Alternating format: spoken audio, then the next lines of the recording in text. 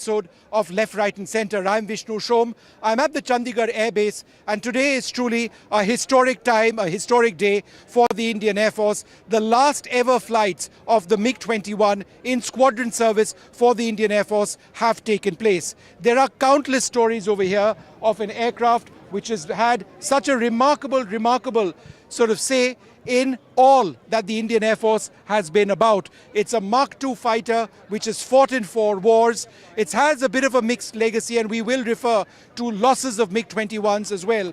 But as you can see over here, it's almost a mela. These are all the family members and veteran pilots themselves, all standing because it's a last occasion for them to grab a sight. Hi ma'am, how are you? I was married and met you. Right. So there you have it. You've got a lot of people over here looking at the MiG-21, talking about the MiG-21. We've had a chance to speak to all of them. We've been doing that, ma'am. We've been speaking to a lot of them. So let's take a look at this very special program.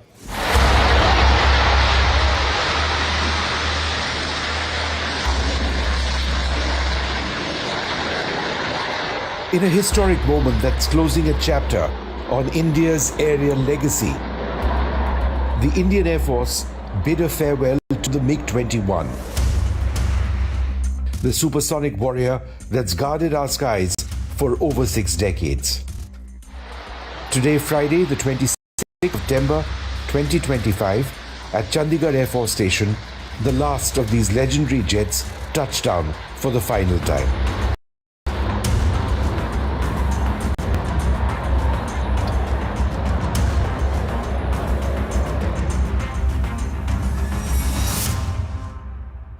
The air was thick with emotion over here at the Chandigarh Air Force Base, with veterans from across the country arriving. They've all had the experience of flying on the MiG-21, and they had a chance to see the MiG-21 in its very last flights. Remarkable experiences, but it puts an end to a legacy lasting more than 60 years.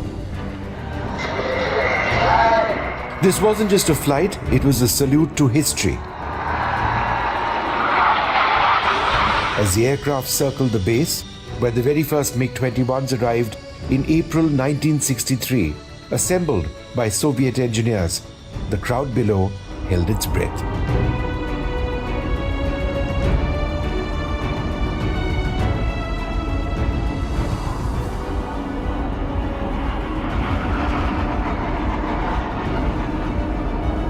Upon landing, a traditional water cannon salute showered the jets in a misty arc of honor.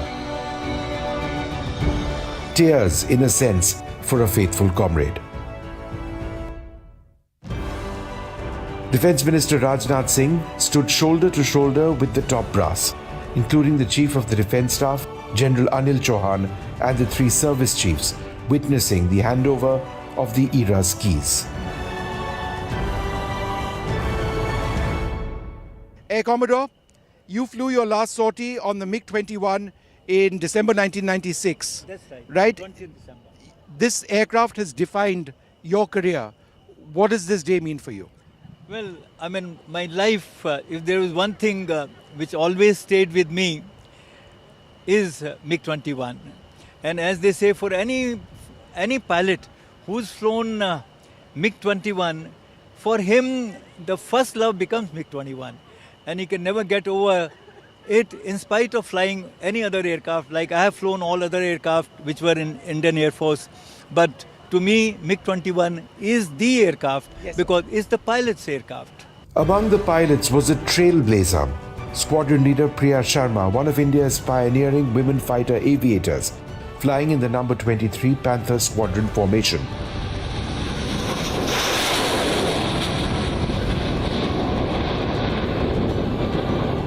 Her presence underscored the MiG-21's role in empowering generations of pilots, male and female alike.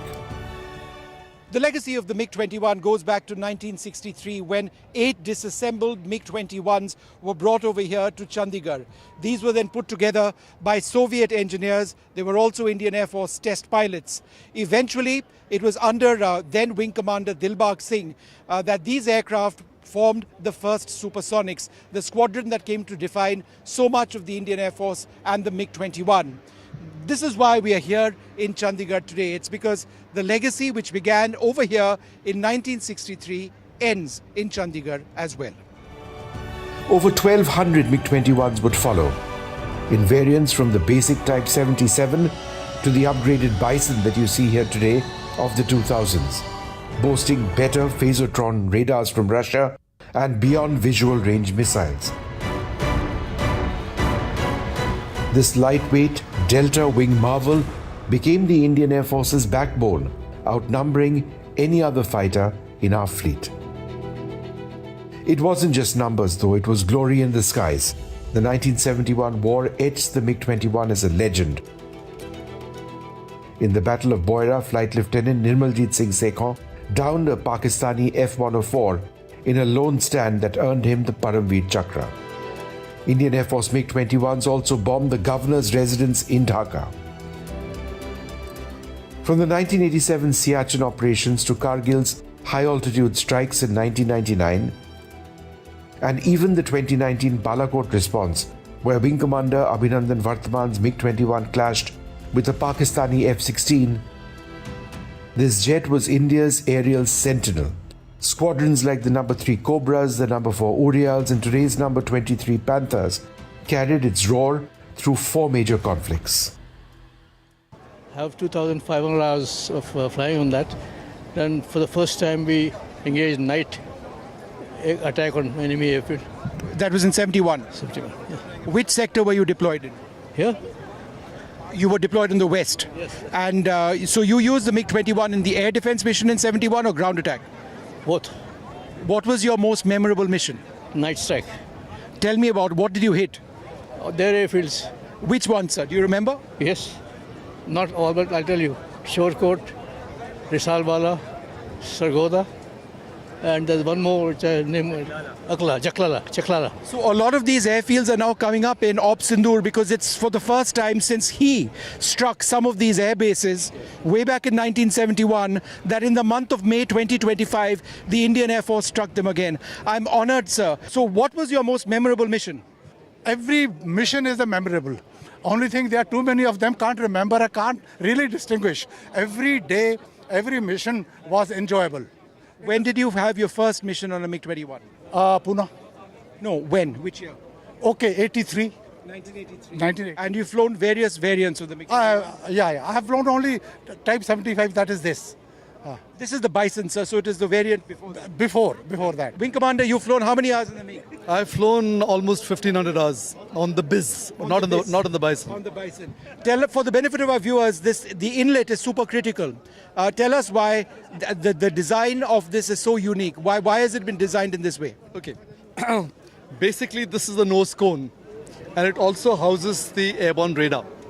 And the amount of air which goes in, if you can visualize it, the amount of air that goes in is controlled by the position of the cone. Yeah. The cone goes in and out, and it controls how much of air will be going in into the compressor, and thereafterwards into the combustion chamber, and thereafterwards to get ignited into the engine itself. We've got Air Marshal Nadkarni, who's actually taking a look at the cockpit of the MiG-21 Bison. It's very different from the cockpit that you've flown. It's a glass cockpit. What does it feel like to look inside, sir?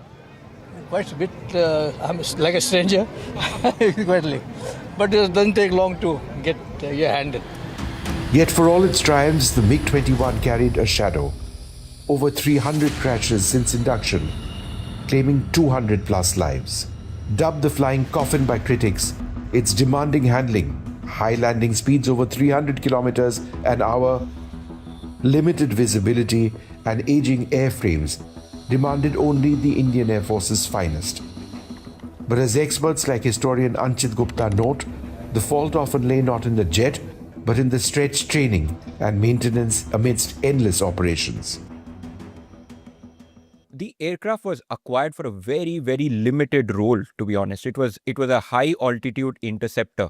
The original design of the MiG was to intercept the U-2, fire a missile and move off. And they used to wear these pressure suits to fly that. The first pictures that you see of the 28 Squadron pilots, they're wearing this pressure suit to fly it because that was the only role.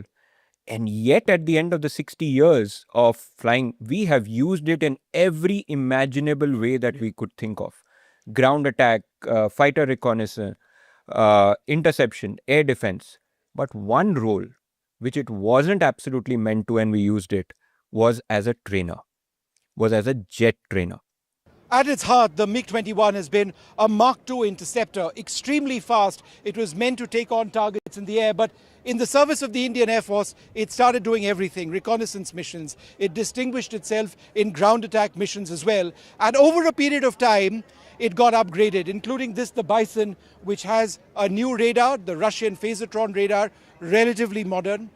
Many other avionics, including Indian avionics. It fired different air-to-air missiles. But ultimately, even this is way too long in the tooth, which is why it's goodbye to the MiG-21. But time caught up. By 2025, with airframes exceeding 6,000 flight hours, spares shortages, and a squadron strength dipping to 31 against a sanctioned 42, retirement was inevitable. Between 2017 and 2024, 4 squadrons were already phased out. Today's event slims us to 29, the lowest since the 1965 war, amidst rising threats from China and Pakistan. Today in Chandigarh, beneath the precision of the flypast, beat raw hearts. Veterans from the 1963 induction queued for one last look at the jet, swapping tales of near misses and victories. Squadron leader Priya Sharma emerged from her jet to cheer, symbolizing the MiG-21's handoff to a new generation of warriors now flying Sukhois and Rafales among other fighters. Group Captain C.S. Malik with us at this stage. He's flown several variants of the MiG-21. Yeah. And Mrs. Malik as well. Thanks very much. Thank you. For being with us. All variants? Yes. So that started with the old ones in the 60s? Yeah, type 77 onwards. Type 77, 96, 75, all 3 variants. And ma'am, for you, seeing your husband flying the MiG-21 over the years, could you tell us that experience, what it was like? It was always a very proud feeling, and today very overwhelming, very nostalgic, and it's lovely to be part of such a August gathering here. And of course, I was very proud whenever people used to ask me, where are you and what does your husband do? I'm like, he flies a fighter pilot, and especially a MiG-21, which is one of the legendary aircrafts, and of course the backbone of the Indian Air Force. What does this day mean for you, sir? Yeah, it's got mixed feelings. Some you will agree. It's been part of my life for my entire career in Air Force. I've flown MiG-21s. So when we are saying bye to it, adieu to it today, yeah, it does give a mixed feeling. Today, as the MiG-21 era comes to an end, the Defence Minister looked to the future, pledging faster Tejas deliveries to rebuild strength. As the sun dipped over the runway, the base echoed with applause, not for an end, but for an unbreakable legacy. The retirement, bittersweet as it is, signals India's self-reliance. From Soviet imports to Make in India skies, the IFI's 42 squadrons by the decade's end, ensuring no gap in our aerial shield. साथियों, आज जब हम MiG-21 को इसकी operational journey से विदाई दे रहे हैं, तो मुझे लगता है हम एक ऐसे अध्याय को विदा करने जा रहे हैं जो न केवल इंडियन एयर फोर्स के इतिहास में, बल्कि हमारी पूरी मिलिट्री एविएशन की जर्नी में गोल्डन लेटर्स में लिखा जाएगा। MiG-21 केवल एक एयरक्राफ्ट या मशीन भर ही नहीं है, बल्कि यह भारत और रशिया के बीच गहरे संबंधों का एक प्रमाण भी है। साथियों, एक तरफ तो मिलिट्री एविएशन का खुद का जो इतिहास है वह अपने आप में इनक्रेडिबल है ही, दूसरी तरफ MiG-21 ने मिलिट्री एविएशन की जर्नी में कई और प्राउड मोमेंट्स यानी गौरव के क्षण जोड़े हैं। The MiG-21's engines may fall silent, but its roar echoes in every IAF heart. From Chandigarh's runway to the Indian Air Force's history of valor, it flies eternal. In Chandigarh, Vishnu Shom for NDTV.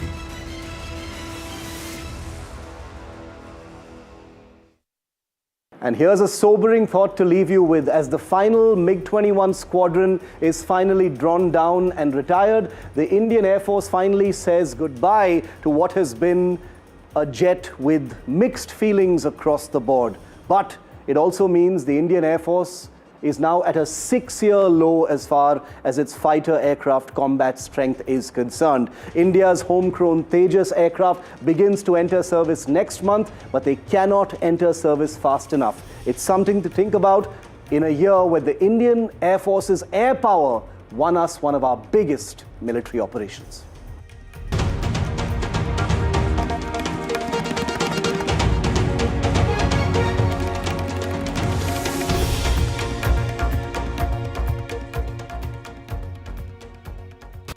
Motorola Edge 60 Pro, most stunning true color pro-grade camera. Motorola Edge 60 Pro. Grab Motorola Edge 60 Pro today.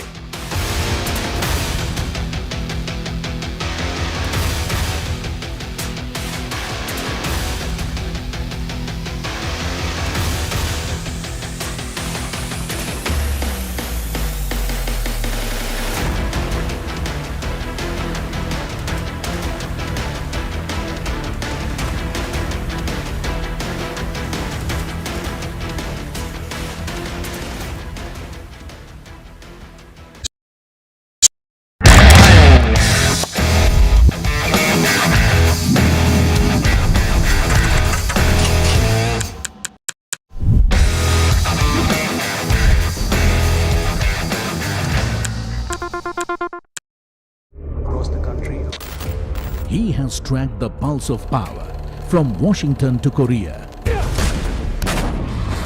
Witnessed history being made in global capitals and conflict zones.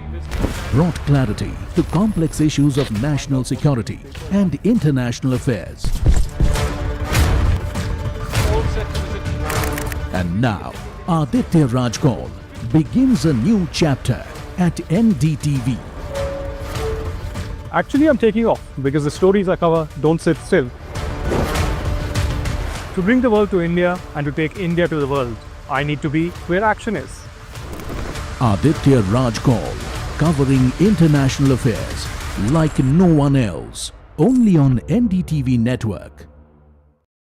Well, we're on an incredible piece of Indian engineering. Shiv and I are absolutely privileged to be here with Larsen & Toubro in Hazira near Surat. This is a tank. It's called the Zorawar. It takes the battle to the Chinese in altitudes upwards of 15,000 feet. You know, Vishnu, it's actually incredible that for a country that has fought so many wars in the mountains and at high altitude, a country didn't know until it had another war on its hands that it needed a tank like the Zorawar. No, you're that's right. the kind of tank we're sitting on. You're absolutely right. Now, India does have a history of light tanks. Yeah.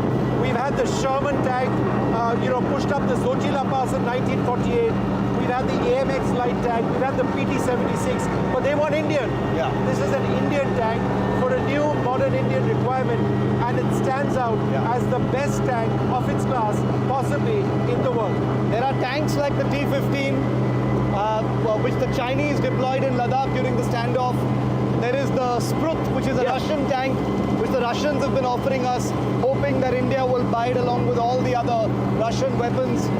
But the Indian Army and the Indian government took a decision that this was a requirement that needed to be met here in India. And that's the reason why, we use the phrase mission mode, Vishnu, which is building a weapon system like the Zorawar in response to a live threat or a live combat situation, which is what Eastern Ladakh really is. And that's the reason why Vishnu and I sitting here on the Zorawar means so much, Vishnu. This is the actual tank that was there in the mountains. And this was a tank which was designed and developed and prototyped and rolled out in 21 months. This has already done trials quite successfully by L&T, not yet user trials, up in Ladakh, out in the desert as well. They are fixing it to make it even better, and very soon it's going to be handed over to the Indian Army to put it through some incredibly rigorous trials, because acquisition of these tanks in very large numbers takes place only once that's done. Well, let's just talk why mountain tanks are necessary, Vishnu. You know, in places like Ladakh, where you've got very steep slopes, access is difficult. You know, the closest a tank can get to a roadhead can be many hundreds of meters because of snow, etc. How does a tank like this really help? And what is it like fighting in those altitudes? A tank like this is crucial and it's better in many senses than the existing tank we have because it's got a very high power to weight ratio and it's light. It weighs approximately 25 tons. You know, the main battle tanks of the class of the T-90 are more than twice the weight of this tank. And in the rarefied atmosphere of Ladakh, in temperatures which go down to minus 30, you know, minus 35, you need a light tank with a very high power to weight ratio to be able to operate. Forget about the gun for a moment, forget about the systems. If you don't have mobility, then you're nothing. And this tank is much more mobile at those altitudes than what we operate with. So you've got a main gun, you've got this weapon over here, you've got missiles housed in that canister over there. So this is a hugely armed light tank. It's not just built for mobility, it's built you know, to really deliver a punch and really deliver hurt to any adversary that comes anywhere within range of it. It has an incredible suite of electronics, targeting systems. There's crew comfort that's been built into the Zorawar. Rajasthan is history, culture, and much more. And I have been reporting on all things royal for more than 25 years. The colors, the culture, and the complexities of the Northeast is different from the rest of the country. I have been bringing the Northeast closer to the capital for over 15 years. Madhya Pradesh is the heart of India, and I have been capturing its every beat for over 10 years, covering the corridors of power, what is said, what is left unsaid, and what it actually means for you and me. I have it all covered. Kashmir is often called paradise on earth, a region that has been in a state of flux from conflict to India's crowning glory. I have been reporting and decoding Jammu and Kashmir for last 3 decades.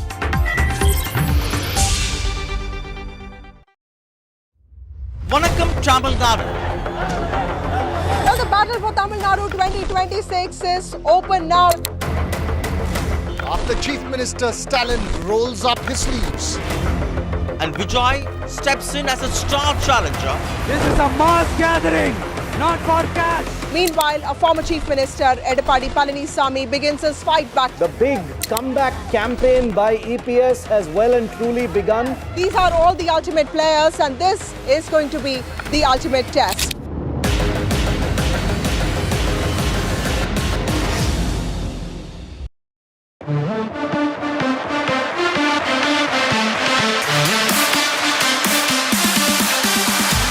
NDTV Good Times is something that we're supremely excited about. We just don't want to do live entertainment. We want to create experience for you. And NDTV Good Times is one of the most marquee and iconic ideas that NDTV came up with.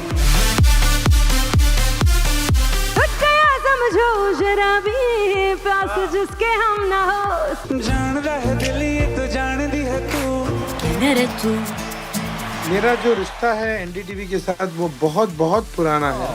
A.R. Rahman. Sonu Nigam के लिए जोरदार तालियां।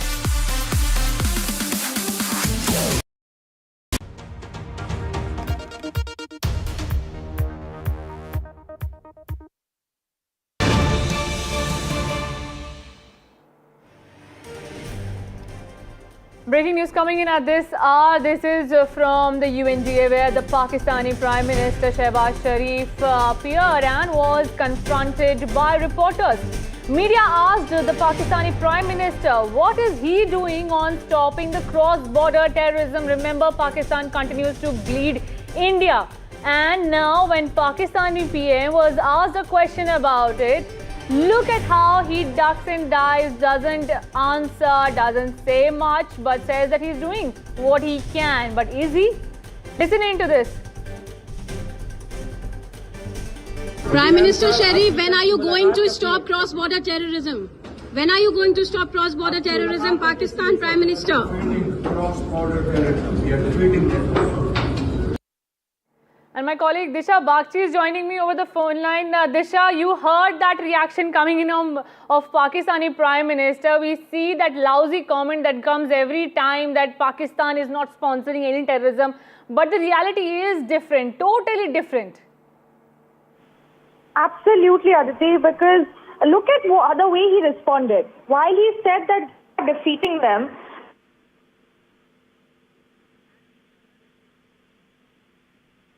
with my colleague Disha Bagchi, but viewers see that hypocrisy on air by Pakistani Prime Minister. We see every month how Indian security forces neutralize terrorists coming from Pakistan, aided, abetted and given solid funding by Pakistan. But when the Pakistani Prime Minister is asked a question on it, he just ignores and ducks in. My colleague Disha Bagchi is back with me. Disha, yes, you were saying something. Right to hear the Pakistan delegation, in fact, hooting for the Prime Minister in a very unprofessional sense. So, what we heard the Pakistan leader say to the Indian media, it was very ironic, as I mentioned, because we just saw Operation Sindoor just a couple of months ago, which was, of course, a very important and successful military operation by India, wherein we were able to target several very key terrorist facilities and really destroy the capabilities of key terrorist groups behind the devastating Pahalgam attack. But at the same time, we also see Pakistan Prime Minister as well as Pakistan Army Chief meeting US President Trump, and in a sense there's this warming ties between the US and Pakistan. So within all of this, while the US has also been pressuring Pakistan to stop supporting and stop hosting these terror groups on their land, Pakistan Prime Minister Shehbaz Sharif really seems, his comments really seem delusional, really seem ironic, saying that we are in fact defeating them. What does he really consider defeating them is really the question now. Disha, Operation Sindoor, viewers, India showed how terror hideouts were busted in Pakistan and that several terrorists also faced and paid a price for it. My colleague Disha was there giving us more details. Thank you so much, Disha, for joining us. Shifting our focus to more news coming in. And actor Salman has approached the Kerala High Court against the Customs Department's decision to seize his luxury car. This is part of Customs probe that was underway. The actor is among several celebrities under investigation for alleged tax evasion. After this, he has now moved to the Kerala High Court saying that his car should be returned. There you have it.